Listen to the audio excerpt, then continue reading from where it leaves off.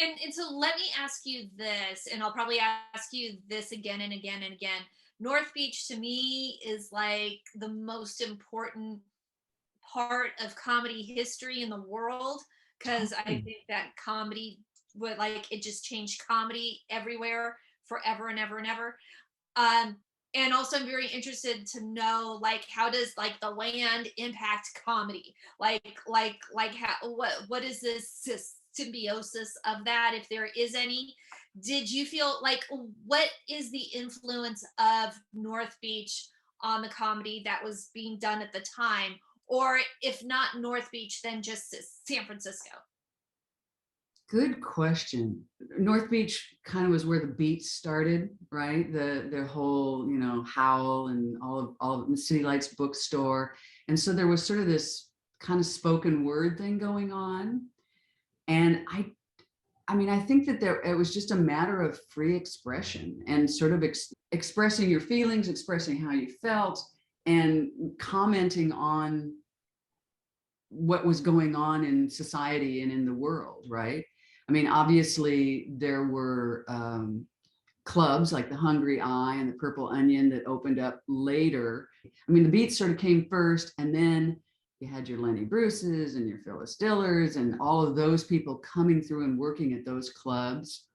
Enrico's, was a wonderful place to hang out. And so there was a nightlife there. And I think that's huge, that people were going out at night and looking for entertainment or just hanging out. I mean, North Beach is a pretty lively area anyway, and really, well, as everything is in San Francisco, very compact. There's a lot of stuff going on in those perimeter of, the Strip or Broadway. That's got your Carol Doda. I don't. Do you remember Carol Doda?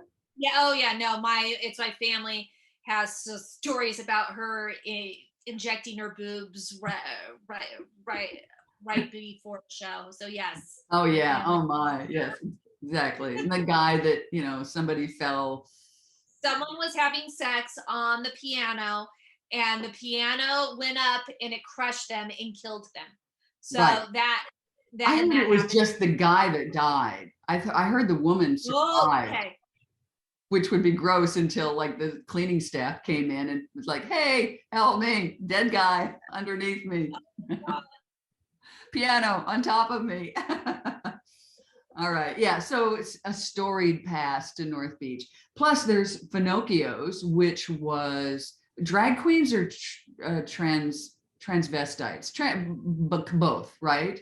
But Yeah, I mean, I think it was mostly like, it was kind of like the first drag place, but also it's not like we had an understanding, especially as like a straight mainstream culture, to understand what was going on, because there's also male impersonators who were down the street at Ann's, and oh, okay. and that was actually Lenny Bruce's first headline gig, was at Ann's.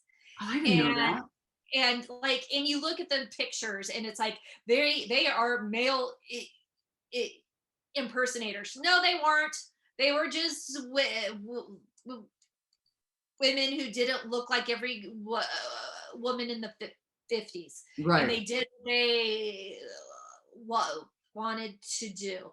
So all of this was happening in an environment that you were creating comedy, and it had been happening for over 20 years at the point that you started. Right. Very fertile earth there. I mean, maybe there is something to be said that there's some like magic fairy dust.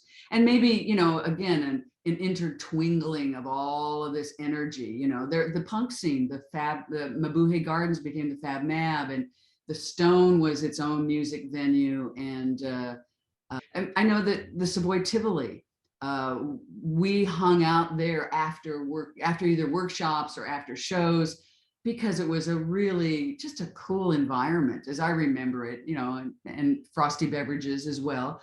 But even down Grant Street, little later, there was a club called Lenny Lerner's Comedy Closet that was open for about a minute and a half.